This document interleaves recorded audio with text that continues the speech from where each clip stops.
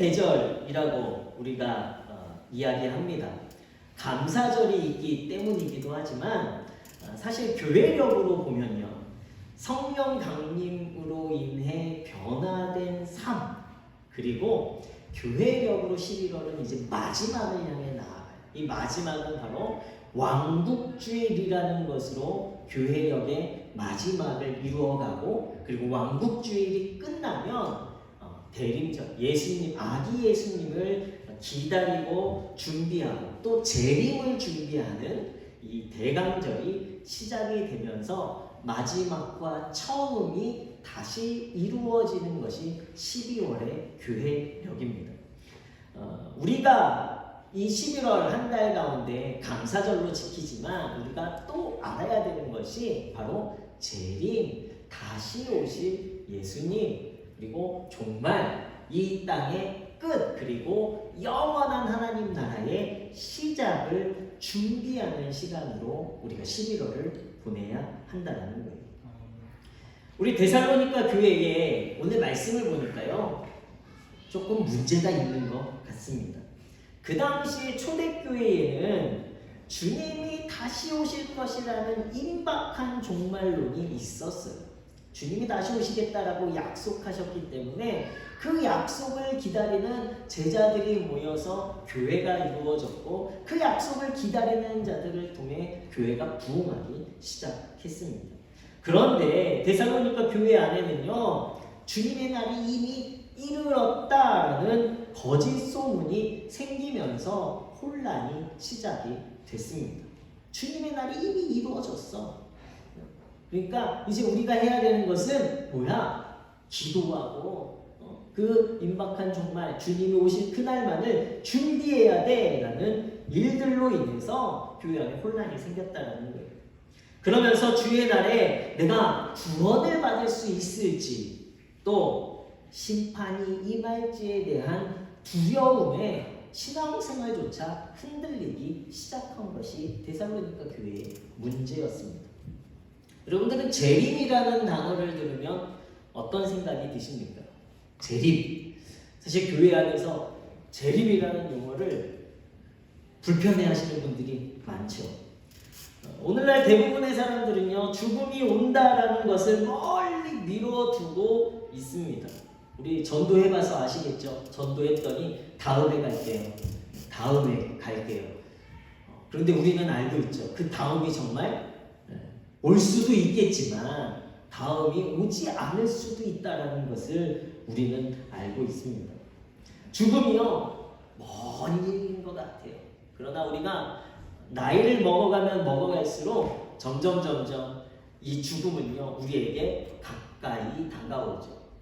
어느 순간에 우리 부모님이, 어느 순간에는 우리 형제들이, 어느 순간에 내 친구들이, 어느 순간에는요, 그 죽음이 나에게 다가오고 있다라는 거예요. 그래서 우리는 죽음을 꼭 알고 있어야 돼요.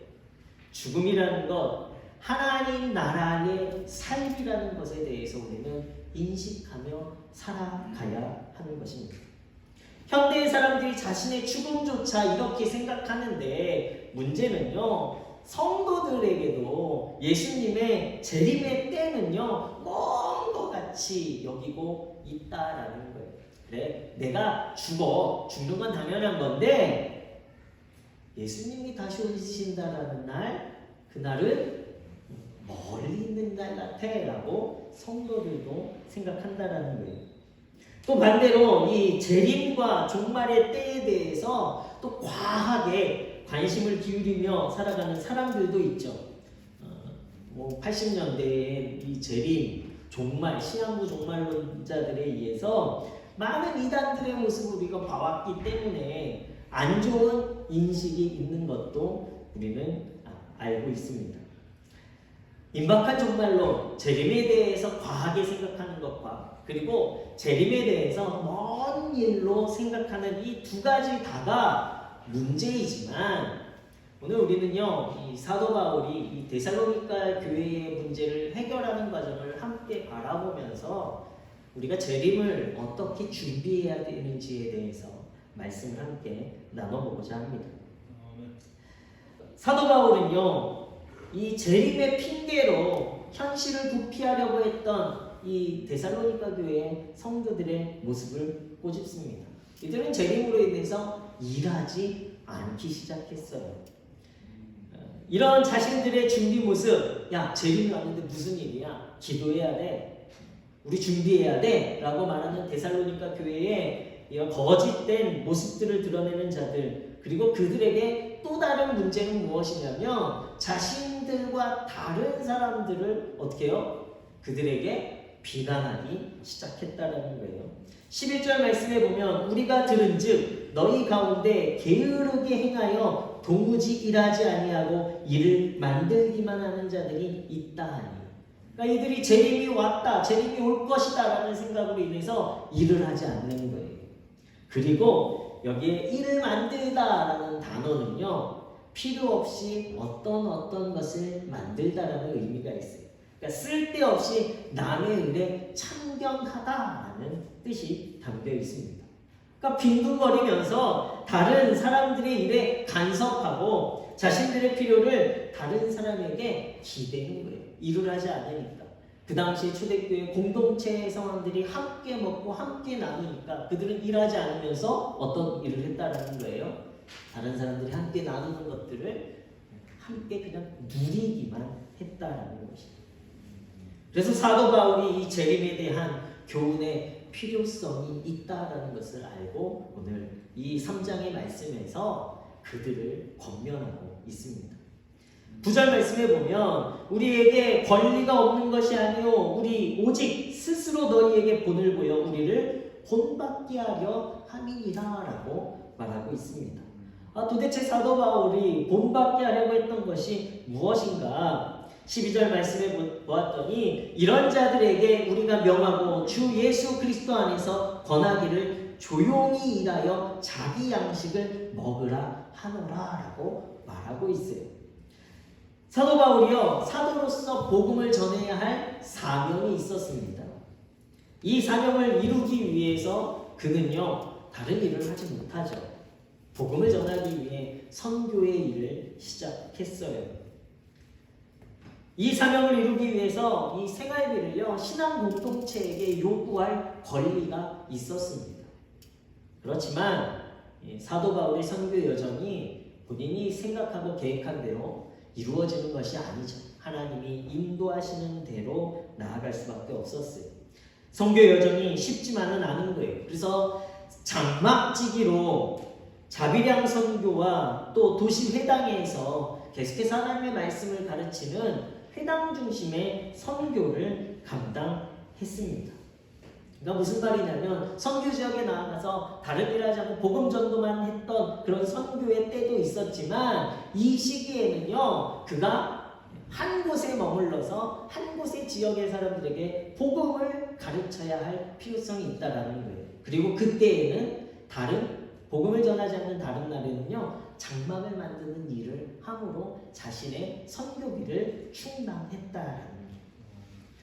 바울이 땅끝으로 여긴 스페인 선교를 위해서는요, 로마 교회의 후원을 받기도 했고, 또 이 기도와 또 물질의 후원이 절실했기 때문에 그는 로마서를 써서 이 로마 교회에 그리고 여러 다른 교회들에게 많은 후원을 받기도 했습니다. 또 빌립보 교회의 후원을 받기도 했고요. 또 우리가 알고 있듯이 브리스길라와 아굴라의 적극적인 헌신도 우리가 알고 있습니다. 그러니까 사도 바울이 자신이 이렇게 선교를 위해 복음 전하는 일을 위해 자신의 사명을 위해 때로는 일을 하고 때로는 또 후원을 받고 이것을 이야기하고 있는 것이 무엇이냐면 주의 재림의 날이 가까이 왔다고 해서 자신의 삶의 모든 것을 놓아버리는 신앙의 실수를 범하지 말라라고 말씀하고 있습니다. 주님의 날이 더 가까이 오기 때문에 우리의 삶 속에서는요, 예배는 더 열정적이 되어야 해요. 주님의 날이 더 가까이 오기에 우리는요, 우리의 삶 속에서 더 최선을 다해 살아가야 하는 것입니다. 사명은 계속해서 이루어가야 하는 거예요. 더욱더 치열하고 더욱더 현재적으로 내게 주어진 내가 생명이 있는 한 나에게 주어진 사명을 위해 최선을 다해 살아가야 하는 것이 재림의 날, 종말의 날 하나님의 나라를 준비하는 성도의 삶이라고 말씀하고 있습니다. 종말을 가장 잘 준비하는 사람은, 그러니까 하나님 나라를 가장 잘 준비하는 사람은 현실을 하나님의 일터로 여기고 치열하고 충실하게 믿음으로 살아가는 성도가 종말을, 재림을 가장 잘 준비하는 성도가 되어집니다. 현재 내가 해야 할 일을 감당할 때 또 내게 주어진 궁극적인 사명이 완수되어지는 거예요. 내게 주어진 궁극적인 사명을 완수하기 위해 하나님의 나라를 선포하고 예수 그리스도의 복음을 전하고 교회의 부흥을 이루어가는 이 사명을 이루기 위해서 지금 내가 해야 되는 것은요, 오늘 내게 주어진 나의 현실에 최선을 다해 살아가는 거예요. 내게 주어진 이 궁극적인 사명을 감당하는 데는 늘 두 가지 측면이 존재합니다. 바로 현재적인 할 일과 궁극적인 할 일이에요. 한 예로 요셉이 궁극적인 할 일은 총리가 되어서 나라와 민족을 구하는 거예요. 고대 근동의 기근으로부터 나라와 민족을 구하는 것이 요셉의 궁극적인 할 일이에요. 그런데 문제는 지금 감옥에 있어요. 이 감옥 안에서 요셉이 해야 할 현재적인 일은요, 죄수로서 충성을 다하는 거예요. 이 현재적인 일에 충성을 다하다 보니까 궁극적인 사명을 이루어 가도록 하나님께서 인도하시는 거예요. 다윗도 마찬가지예요. 이스라엘 12지파의 왕으로서의 기름을 부음받았어요. 이 궁극적인 사명을 이루기 위해서 다윗이 먼저 해야 되는 것은요, 기름 부음을 받았지만 그러나 지금 현재 양치기로서 최선을 다하는 삶을 살아가는 거예요. 그러할 때에 어느 순간에 하나님께서, 다윗이 기름 부음을 받고요 몇십 년이 지났어요. 그러할 때 하나님께서 그를 왕으로 세우시는 거예요. 우리가 먼저 오늘 나에게 주어진 일에 최선을 다하는 그러한 삶의 모습이요, 내가 꿈꾸고 바라고 하나님께서 원하시는 그 사명의 길로 우리를 인도하시는 하나님의 능력이 나타나게 되어지는 것입니다. 예수님은 성경에서 하나님께 영광 돌리는 방법을 정확하게 말씀하고 계세요. 요한복음 17장 4절 말씀에 보면 아버지께서 내게 하라고 주신 일을 내가 이루어 아버지를 이 세상에서 영화롭게 하였사오니.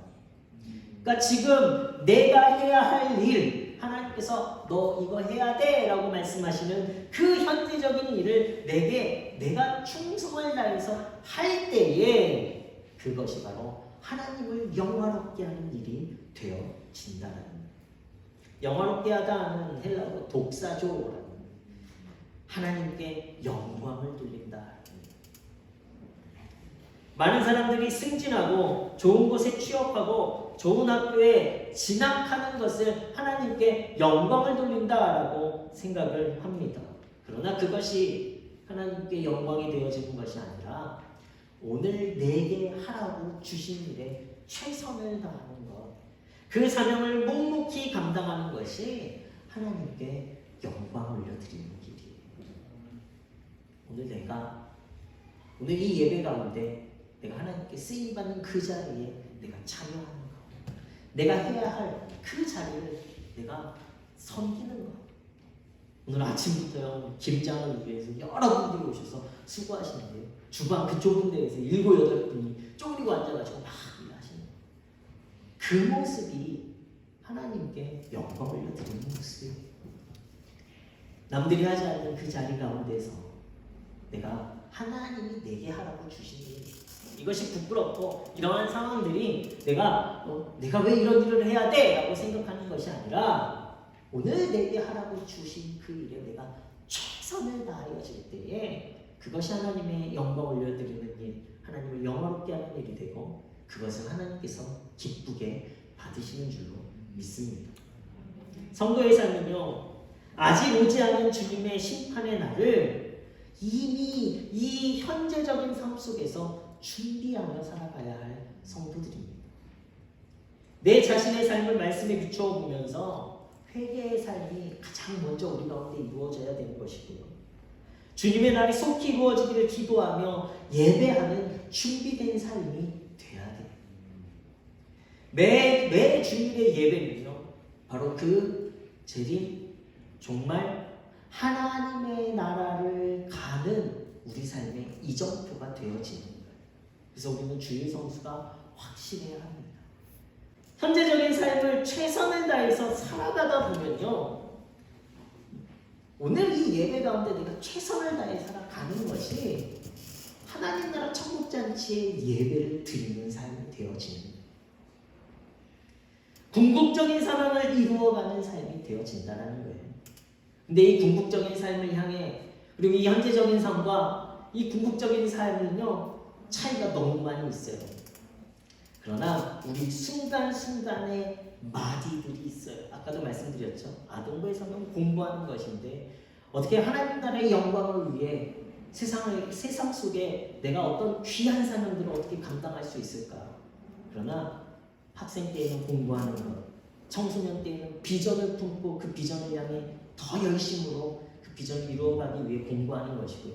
청년의 때에는요, 이제 그 공부하는 것을 가지고 이 비전을 실현해 나가는 삶이 되어지는 것이고요.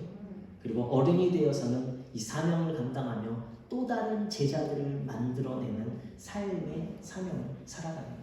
이 마디마디의 삶 가운데 어떻게 이것들이 하나로 되어질 수 있을까? 우리의 삶은, 우리의 능력으로는 하나로 만들어갈 수 없어요. 그러나 그 마디를 채워가시는 분이 누구시라는 거예요? 하나님의 능력이 되어지는 거예요. 오늘 내게 주어진 사명을 감당하며 살아갈 때 하나님께서는요, 그 마디를 채우셔서 우리의 인간적인 생각으로는 이해할 수 없는 이 사명의 갭, 사명의 차이를 하나님께서 넘기시는 거예요. 그 사명의 길을 걸어가시는 우리 문의 성도님들 되시길 예수 그리스도 이름으로 축원합니다. 죄수가 어떻게 총리가 될 수 있을까요? 하나님께서 그 간극을 채워주시기 때문이에요. 양치기가 어떻게 왕이 될 수 있을까요?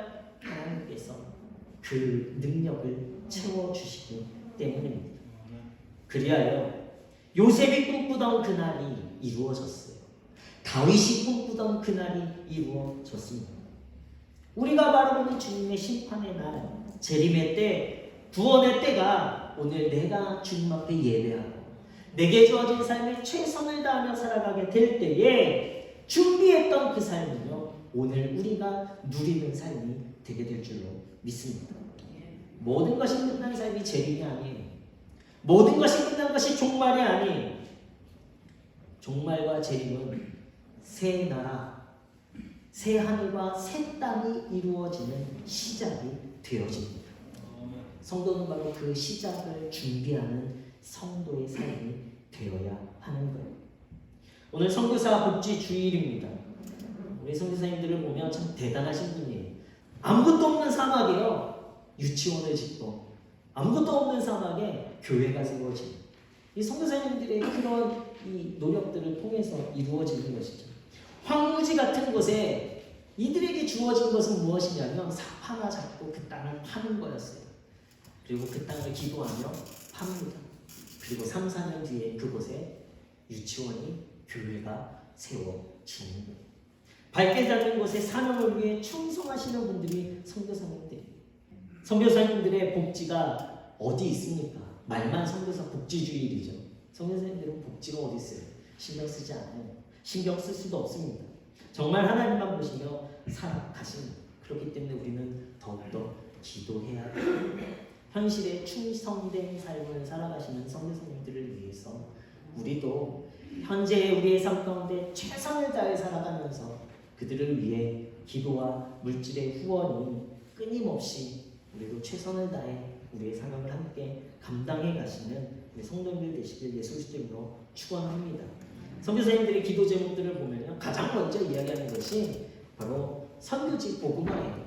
자신의 앞날, 자신의 건강, 자신 가족의 안위를 생각하는 것이 아니라 가장 먼저 대부분 선교사님들이요 그 땅에 이 마른 황무지 같은 그 땅에 교회가 세워지는 것, 또 유치원이 세워지는 것, 교육시설이 세워지는 것이 선교사님들의 가장 큰 기도 제목입니다.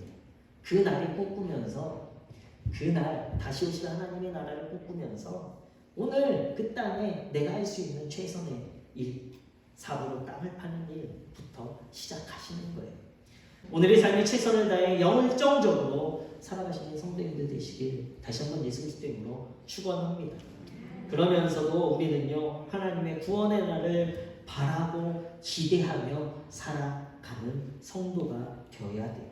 그것을 위해서 늘 기도하고 가장 먼저 준비하기 위해 회개하고 또 매 주일 예배 주님 앞에 최선을 다해 드리고 그리고 내게 주어진 삶 속에 충성되어 살아가는 것이 재림의 때를 준비하는 성도의 모습, 또 종말의 때를 준비하는 성도의 모습, 또 더 가깝게는 나의 죽음을 준비하는 성도의 모습이 되게 될 줄로 믿습니다.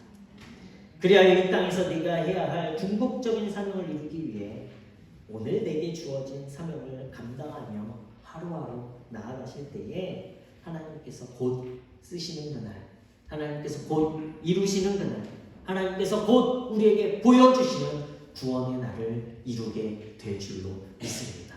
이러한 능력과 소망을 이루어가시는 우리 문의 성도님들 되시길 다시 한번 예수 그리스도의 이름으로 축원합니다.